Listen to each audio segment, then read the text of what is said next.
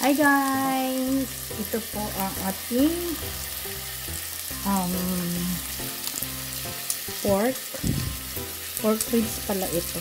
Sabi ko i-adobo ko, pero i-adobo ko yata yung i-adobo ko sana yung sitaw, kaso wala akong pang-amin ito. Apat lang pala na piraso ito. Ayan guys. So, ang mangyayari ngayon is sisigang ko na lang siya. Sinigang na baboy na may sitaw. Ayan po. Habang ginigisa po natin ang ating karne ng baboy, so gagayatin naman natin ngayon ang mahabang sitaw. Ito po yung ating mahabang sitaw. At ito po yung ating meat. Palalambutin natin yan. Ginisa ko siya sa bawang at saka sibuyas at saka luya.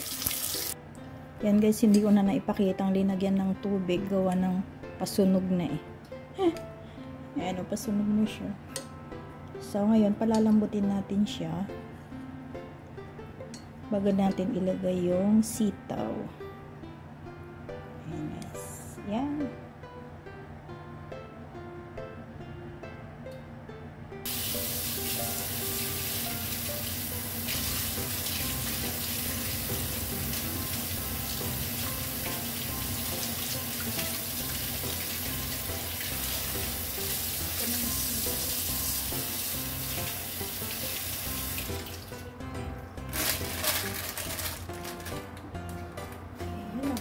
Sitaw.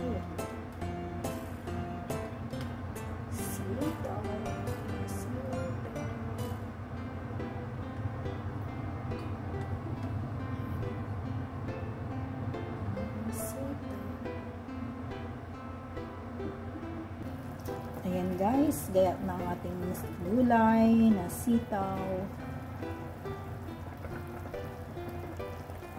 So, antayin na lang natin lumambot ang ating meat.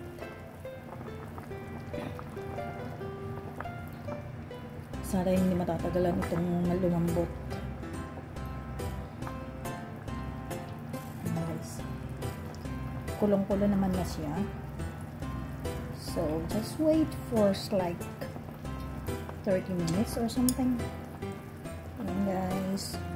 Please watch until the end. Thank you so much sa mga new subscribers ko po na nanonood, tsaka yung mga latest na nag-subscribe. Maraming salamat sa mga legit supporters, mga legit na nagsusupport sa akin palagi. Maraming salamat. At yun, thank you so much guys. Ayan, lumambot na at nag-get ko na, at magiging adobong sitaw na pala. Adobong sitaw na pala ang ating menu ngayon. Lumambot na yung karne ng baboy, so ilagay na natin yung sitaw. Sitaw is real. Ay, sitaw is real.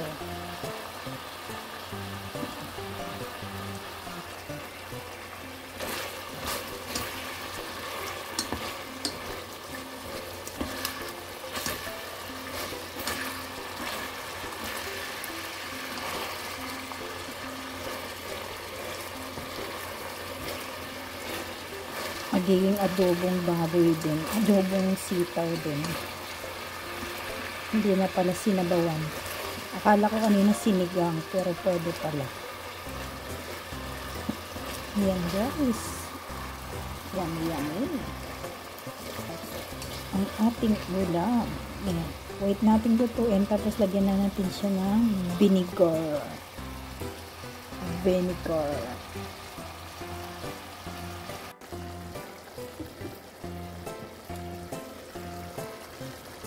Luto na po ang ating adobong sitaw. Ayan na po yung ating adobong sitaw, guys.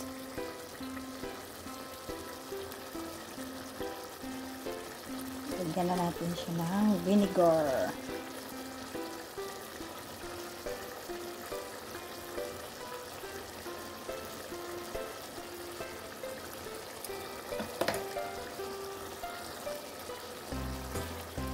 Lagyan na natin siya ng vinegar, guys.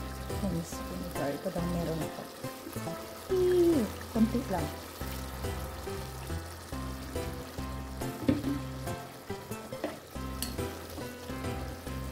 Yummers.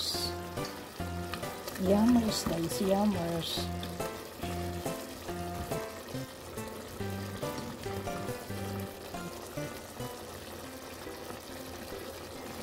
Sarap-sarap. Ang ating ulam. Very soft yung meat niya. Matikman. Tikman natin. Mainit. Sarap. Ang lambot ng meat. Kainin na po.